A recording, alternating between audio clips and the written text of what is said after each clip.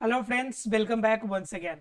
Friends, आज की class में हम लोग नया चैप्टर की आगाज करेंगे और नया चैप्टर की नया टॉपिक हम लोग पढ़ेंगे जैव विविधता के बारे में। जैव विविधता शब्द की बात आप लोग क्लास 9th में भी पढ़ा होगा आप लोगों ने, और जैव विविधता की बात अभी भी पढ़नी है। दोनों में डिफरेंस ये है कि वहां पे जो बातें छूट गई थी उन बातों से आगे स्टार्टअप आपको यहाँ पे करना है। ठीक है, पहले थोड़ा सा चर्चा कर लेते हैं जैव विविधता शब्द और जैव विविधता के बारे में, फिर उसके बाद चर्चा करेंगे कि जैव विविधता में हमें पढ़ना क्या है। ठीक है, देखिए, अगर हम बात करें जैव विविधता की, जैव विविधता की, तो जैव विविधता जो है दो शब्दों से मिलकर बनी हुई है। ठीक है, एक है आपका जैव अर्थात कि जीव, और विविधता का मतलब होता है कि अंतर, अलग अलग प्रकार के, अलग अलग प्रकार के। राइट, अब क्या हो गया, जीव जो अलग अलग प्रकार के होते हैं उसे हम लोग कहते हैं जीव विविधता। अब देखिए, जीवों में विविधता कैसे आ सकती है और जीवों की विविधता का अध्ययन करना क्यों जरूरी है। दो बातें आती है। अब धरती पर आप अगर जीवों की विविधता की बात कीजिएगा तो आपको जानकर हैरानी होगी कि सिर्फ मछलियों की प्रजाति, सिर्फ मछलियों की प्रजाति, जो मछली है इनकी प्रजाति 28,000 से भी ज्यादा है। 28,000 से भी ज्यादा प्रजाति इनकी है। और जो घरों में जो भृंग पाए जाते हैं जिसे हम लोग कहते हैं हाउस फ्लाई, ये भृंग की संख्या लगभग 1 लाख से ज्यादा इनकी प्रजाति है। 1 लाख से भी ज्यादा। आप समझ सकते हैं कि कितना ज्यादा आपका अलग अलग प्रकार के जीव जंतु, कितना ज्यादा विभिन्नताएं हमारी धरती पर अवेलेबल है। अब इस कंडीशन में जब इतनी विविधताएं हैं तो एक कंफर्म है कि इन विविधताओं का अध्ययन करना जरूरी है। अब विविधताओं का अध्ययन अगर नहीं करेंगे तो इंडिविजुअली रूप में जितने जीव जंतु इस धरती पर अवेलेबल है सभी के बारे में अगर एक एक करके इंडिविजुअल रूप में जानकारी प्राप्त करने की कोशिश करें तो हमें क्या लग जाएंगे, लाखों वर्ष लग जाएंगे, लाखों वर्ष लगेंगे। और इन लाखों वर्ष के क्रम में न जाने कितनी नई प्रजातियां भी जन्म लेगी, कितनी नई प्रजाति जन्म लेगी। मैंने अनुक्रमण में बताया था कि हर कुछ समय के बाद अनुक्रमण के द्वारा नई प्रजाति जन्म ले लेती है। तो उस कंडीशन में इसको तो पहले अगर जितना है उसके बारे में अगर जानकारी प्राप्त करें तो लाखों वर्ष, अगर अगर उनके करने के क्रम में अगर नई प्रजाति बन गई तो समझिए फिर लाखों वर्ष। मतलब क्या कि सीधे शब्दों में कहा जाए तो धरती पर पाए जाने वाले एक एक जीवों के बारे में, हर एक जीवों के बारे में अगर जानकारी प्राप्त करने को कहा जाए तो समझिए यह काम नामुमकिन होगा। यह काम क्या होगा, नामुमकिन होगा। तो मतलब इतने को हम कर ही नहीं सकते हैं। अगर हम बात करेंगे, अगर यहां तक कि जो फसल हम लोग उगाते हैं, फसल में मेनली क्या उगाते हैं हम लोग, कितने फसल का नाम आपको याद हो जरा बताइए एक बार। जो फसल उगाते होंगे, धान है, गेहूं है, मक्का है, ऐसे गिने चुने आपको कितने याद होंगे बताइए जरा। खूब से खूब याद होंगे तो 10 याद होंगे, चलो ठीक है, और ज्यादा 20, 30, 40, 50, 100 याद होंगे। 100 तो शायद याद ही नहीं हो। लेकिन इसके बावजूद भी अगर देखेंगे सिर्फ फसली पौधों में तो इनकी प्रजाति 167 से भी ज्यादा है, जो हमारे देश में हमारे क्षेत्रों में उगाए जाते हैं। अब इतने सभी प्रजाति के सभी जीवों के बारे में एक एक रूप से अध्ययन करना कितना टफ काम है। तो ये तो कर ही नहीं सकते हम। मतलब क्या, विविधताओं को हम अगर बांटे नहीं, जीवों को एक ही ग्रुप में अलग न करें तो हमें इसके बारे में अध्ययन करना संभव नहीं हो पाएगा। अगर इसे जानना है हमें तो पहले क्या करना पड़ेगा, सबका ग्रुपिंग करना पड़ेगा, पहले ग्रुप्स बनाने पड़ेंगे। क्या करना पड़ेगा, ग्रुप्स बनाना पड़ेगा, छोटे छोटे अंशों में, छोटे छोटे भागों में, और इस ग्रुप्स के आधार पर हम इनकी जानकारी प्राप्त कर सकते हैं। अब समझ में ये नहीं आता कि ये वाली बात अगर एक बार समझने की कोशिश करें कि हम इसे ग्रुप में बांट के मान लीजिए कि हम जानकारी प्राप्त कर लें, लेकिन क्वेश्चन एक ये भी तो हो सकता है कि आखिर इस धरती पर जैव विविधता उत्पन्न ही क्यों होती है। हम तो कह लिए कि जैव विविधता मान लीजिए कि अलग अलग अलग जीवों में अलग अलग तरीके से है, बहुत ज्यादा जैव विविधता है, असंख्य जैव विविधता इस धरती पर अवेलेबल है। लेकिन बात ये आती है कि ये जैव विविधता उत्पन्न कैसे होती है, अर्थात कि ये जैव विविधता बनती कैसे है, जीवों में विविधताएं आती कैसे है, बात ये है क्वेश्चन। अगर जैव विविधता बात करें कि जैव विविधता आती कैसे है, तो इनका सीधा सिंपल जवाब ये होगा कि जैव विविधता आने का जो मेन सोर्स है उनके कुछ न कुछ क्रियाकलाप होंगे जिनके वजह से विविधताएं आती होंगी। अब आप जरा सोच कर बताइए कि जैव विविधता आने के कौन कौन से कारण हो सकते हैं, जरा सोचिए एक बार।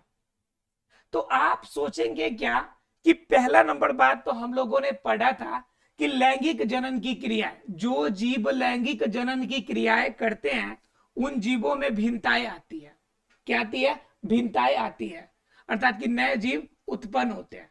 तो कहीं हो ना हो इस वजह से हो गया हो, तो श्योर आप जो समझ रहे हैं बिल्कुल सही समझ रहे हैं। अर्थात क्या, जीव विविधता की अगर बात करें तो पहली जो केस उत्पन्न होती है यह प्राथमिक केस, अर्थात कि पहला केस उत्पन्न होती है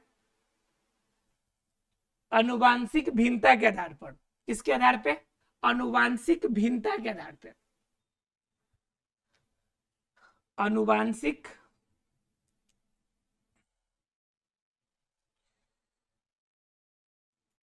तो पहला नंबर अगर करें बात तो अनुवांशिकता के आधार पे भिन्नता उत्पन्न होती है। किसके आधार पे?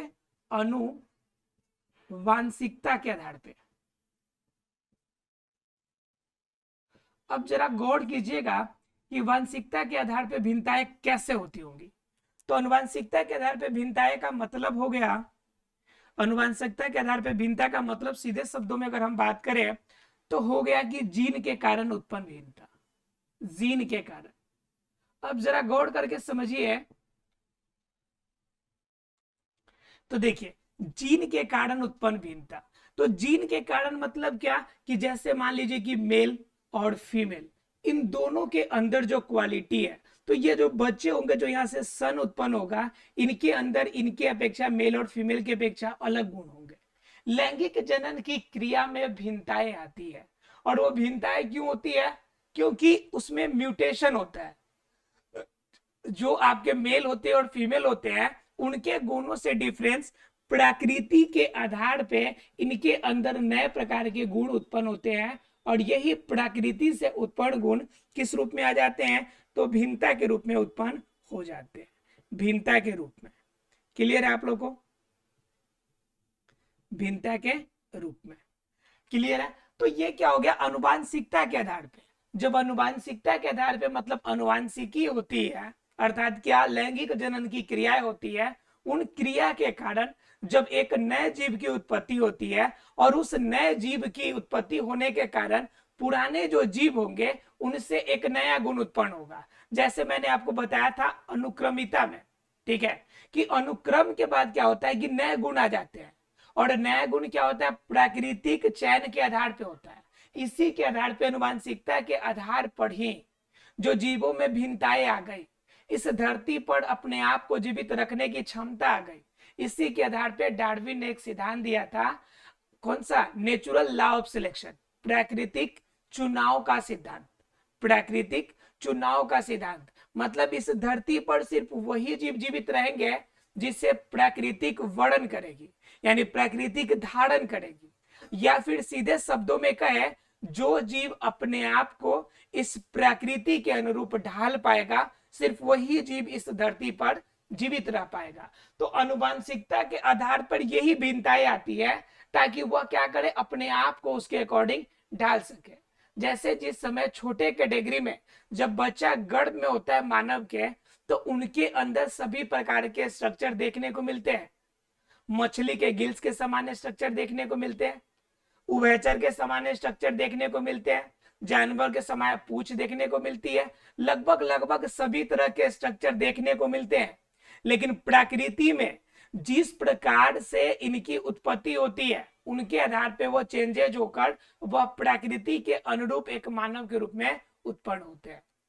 तो वही चीज है कि प्रकृति के आधार पर ही क्या होते हैं, अनुवांशिक परिवर्तन होते हैं, जिनका मेन रोल किसका होता है, जीन का होता है। क्योंकि जीन ही क्या होते हैं कि आपके अनुवांशिक गुणों का धारक होता है। अनुवांशिक अनुवांशिक गुणों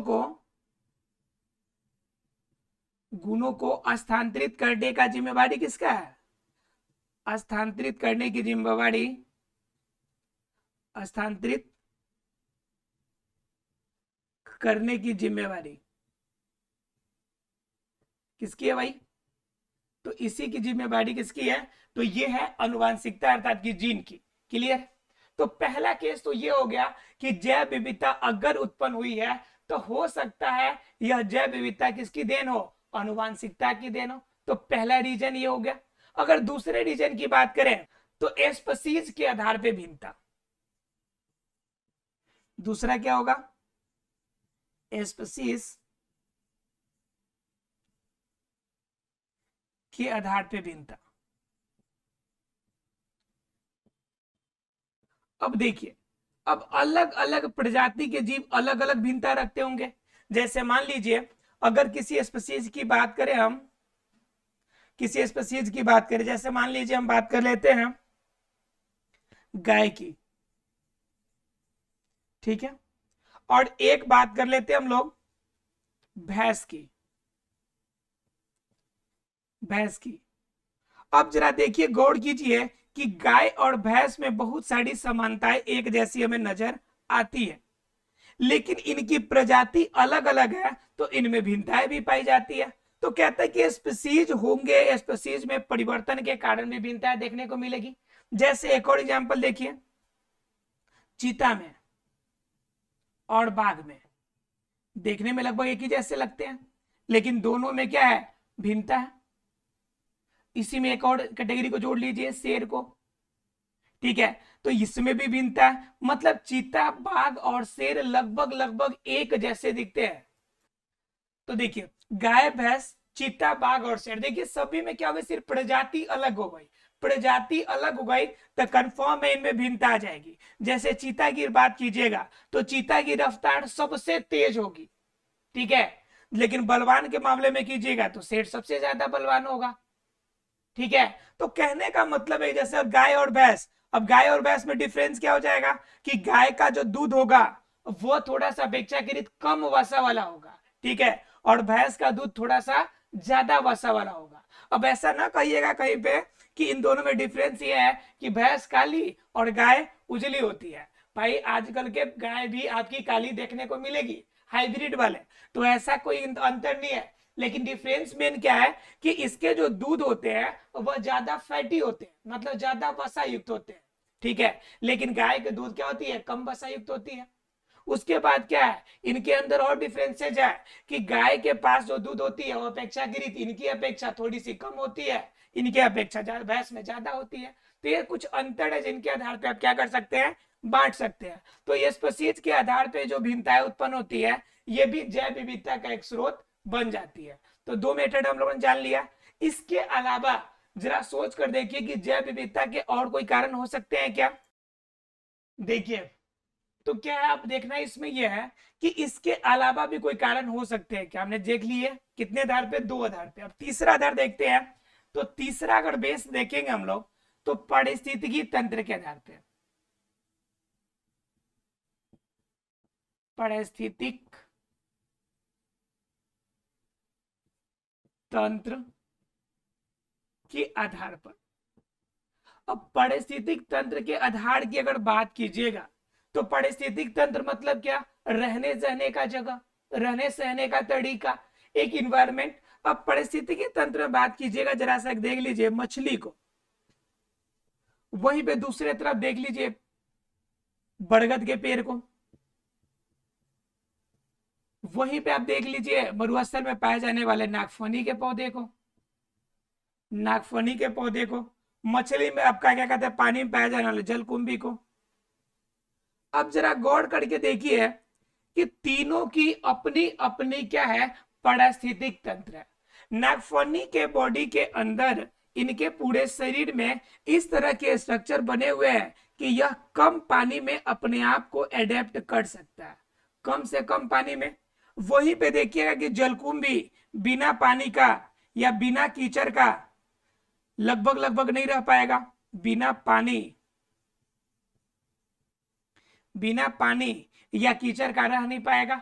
आप बरगद की अगर बात कीजिएगा तो बरगद सामान्य कंडीशन में, सामान्य धूप, सामान्य कंडीशन में रहने योग्य होता है। तो अगर इसमें ओवरऑल देखिएगा तो मछली हो गया, बरगद हो गया, नागफनी हो गया, ये तीनों का कंडीशन सिर्फ अलग अलग है और तीनों की परिस्थिति अलग अलग है, इसलिए इनकी वातावरण में रहने की जगह अलग अलग चीजें हैं। तो इसके आधार पर भी इनके अंदर विविधताएं होंगी, क्योंकि कंफर्म है कि जो जिस वातावरण में रहेगा उस वातावरण में अपने आप को एडेप्ट करने के लिए अपने बॉडी के स्ट्रक्चर में वैसे चेंज किए होंगे, अदरवाइज वो कैसे रह सकते हैं। जैसे जरा गौर कीजिए कि बरगद का, अगर बरगद के पेड़ को ले जाकर हम किसी पानी के अंदर लगा दें तो बताइए रह पाएगा? बिल्कुल भी नहीं रह पाएगा, क्योंकि पानी के स्रोत के अंदर इतना ज्यादा पानी उनके जड़ के पास इकट्ठा होगी कि प्रॉपर तरीके से श्वसन नहीं हो पाएगी, जिस कंडीशन में इनकी मृत्यु हो सकती है। उसके बाद अगर इसी बरगद के पेड़ को अगर ले जाके मरुस्थलीय जगह पे लगा दिया जाए तो वहां पे पानी की इतनी कमी होगी, ठीक है। तो ये आप देखिएगा नागफनी है, ठीक है। तो ये नागफनी को, अगर नागफनी के जगह पे आपने बरगद को लगा दिया, अब बरगद को चाहिए ज्यादा पानी अपेक्षाकृत, अब उस कंडीशन में मरुस्थल वाले क्षेत्र में उतना पानी कहां से आएगा, तो उस कंडीशन में बेचारे बरगद की भी मृत्यु हो जाएगी। उसी तरह से अगर नागफनी को उठा के आप ले आते हैं यहाँ पे बरगद वाले क्षेत्र में तो दिक्कत है, नागफनी को उठा के अगर जलकुंभी के जगह पे ला दे तो और समस्या है। मतलब सीधे शब्दों में कहा जाए तो पारिस्थितिकी क्षेत्र में अगर डिफरेंस होगा तो प्रॉब्लम क्रिएट होगी। ये सिर्फ इसी की बात नहीं है, इनके अलावा जीव जंतु की भी बात है। जैसे हम बात कर लेते हैं मरुस्थलीय, जैसे बात कर लेते हैं जो ध्रुवीय प्रदेश में पाया जाने वाला भालू है, ध्रुवीय प्रदेश वाला भालू है, और ध्रुवीय प्रदेश वाला भालू मतलब कि पूरा ठंडे में रहने वाला। और दूसरे तरफ हम बात कर लेते हैं अफ्रीकन क्षेत्र में रहने वाले भेड़ की, ठीक है, अफ्रीकन एरिया में। अब क्या करेंगे, इस भालू को अगर गलती से इस भेड़ वाले जगह पे अगर ले जाए तो कंडीशन में इतना ज्यादा टेम्परेचर होगा कि इनकी मृत्यु हो जाएगी, अपने आप को ढाल नहीं पाएगा। अगर इसी भेड़ को जो गर्मी वाले हैं इनको ले जाकर ध्रुवीय प्रदेश में रख दे जहां पे लगभग 6 मंथ तक लगातार क्या होती है, धूप नहीं निकलती है, आपका बर्फ जमा रहता है, तो अपने आप को अडेप्ट नहीं कर पाएगा। तो वैसे कंडीशंस ये लोग फॉलो नहीं कर पाएंगे। मतलब क्या, सीधे शब्दों में कहे पारिस्थितिकी तंत्र की वजह से भी विविधताएं उत्पन्न होती है। तो तीसरा रीजन। अब बात कर लेते हैं चौथे रीजन की। अब देखिए कभी कभी क्या होते हैं, पारिस्थितिकी तंत्र के आधार पे जो होंगे उनके अंदर भी क्या होते हैं कि 3 प्रकार के आपके विभिन्नताएं हो सकती है। जरा देखिए इसमें भी 3 को होगा, तो 3 कंडीशन देख लेते हैं एक बार। एक तो हो जाएगा आपका अल्फा, अल्फा क्षेत्र वाली विविधता, ठीक है। दूसरा की बात कीजिएगा तो बीटा क्षेत्र वाली, बीटा क्षेत्र की विविधता। तीसरा की अगर बात कीजिएगा तो आपकी क्या हो जाएंगी, गामा क्षेत्र की, गामा क्षेत्र की विविधता। अब जरा देखिए, अब इस कंडीशन में अगर तीनों को देखें ध्यान से तो अल्फा क्षेत्र की विविधता है पारिस्थितिकी तंत्र में क्या होगी कि एक ही वास स्थान पे रहे, एक ही वास स्थान पर, एक ही वास स्थान पे अलग अलग प्रकार के जीव हो। जैसे मान लीजिए कि बरगद है, बरगद के पेड़ में नीम का पेड़ हो बगल में, है ना जी, एक आम का पेड़ हो, तो वास स्थान तो एक ही हो गया, एक ही जगह हो गया, लेकिन उनमें विभिन्नताएं देखने को मिलेगी। उसके अलावा उनके अंदर अगर एक ही वास स्थान की बात आएगी तो आम के ही अलग अलग वैरायटी आएगी। जैसे मान लीजिए एक मालदा आम है, ठीक है, एक आप दशहरी आम है, ठीक है, अलग अलग प्रकार के आम भी होते हैं ना जी। तो यह आम अलग अलग कैटेगरी वाले हो जाएंगे। तो वो कहता है क्या है, एक ही वास स्थान पे एक ही समुदाय के अलग अलग प्रकार की प्रजातियों की वजह में उत्पन्न होने वाली विभिन्नता क्या कहलाती है? अल्फा क्षेत्र की विविधता। अल्फा क्षेत्र की विविधता का मतलब क्या? कि वास स्थान एक ही हो और एक ही समुदाय के जीव। जैसे मान लीजिए आम की अलग अलग प्रजाति, आम की अलग अलग प्रजाति, ठीक है, केले भी अलग अलग तरह के होते हैं, तो ये क्या कहलाएगी? ये अल्फा क्षेत्र वाली कहलाएगी। क्लियर है? दूसरा होता है बीटा क्षेत्र वाला। तो बीटा क्षेत्र में क्या होता है कि वास स्थान एक ही होगा, वास स्थान एक ही हो, एक ही हो, लेकिन क्या हो कि इनकी समुदाय अलग अलग हो, समुदाय अलग अलग हो। अब समुदाय अलग अलग का क्या मतलब हो जाता है? समुदाय अलग अलग मतलब कि आम को हम देखेंगे बरगद भी यहाँ पे है, बगल में नीम भी है, तो अलग अलग हो गया, तो वह कंडीशन बीटा कहलाता है। तीसरा होता है गामा क्षेत्र वाला। गामा क्षेत्र क्या कहता है कि अल्फा क्षेत्र और बीटा क्षेत्र दोनों को जब एक साथ मिला दीजिएगा कंडीशन को, तो यह क्षेत्र कौन बन जाएगा? गामा क्षेत्र बन जाएगा। मतलब क्या? एक ही वास स्थान पे रहने वाले अलग अलग जो जीव होंगे वह अलग अलग समुदाय में भी शामिल होंगे। मतलब क्या? जैसे मान लीजिए कि आम जो होता है सामान्य रूप से हमारे क्षेत्र में जो उत्पन्न होता है, सेम आम अगर किसी ध्रुवीय प्रदेश में भी उत्पन्न होने वाला क्षेत्र हो, तो सेम कंडीशन है, सेम वैरायटी है, लेकिन ये ध्रुवीय प्रदेश में भी है, तो इसमें दो कंडीशन लागू हो जाता है कि अलग अलग क्षेत्र में रहेगा, सेम समुदाय है, तो वहां पे कंडीशन अल्फा और बीटा दोनों क्षेत्र की लगती है, तो उस कंडीशन में यह गामा क्षेत्र इसमें शामिल हो जाएगा। अर्थात कि पारिस्थितिकी के आधार पर भी तीन तरीके के वासस्थान हो सकते हैं। तो देखा हम लोगों ने कि जैव विविधता के मुख्य रूप से उत्पन्न होने के तीन कारणों को। अगले क्लास में हम लोग जैव विविधता के बारे में अब इनके बातों को थोड़ा आगे समझने की कोशिश करेंगे। मिलते हैं अगले क्लास में, तब तक के लिए thank you very much friends.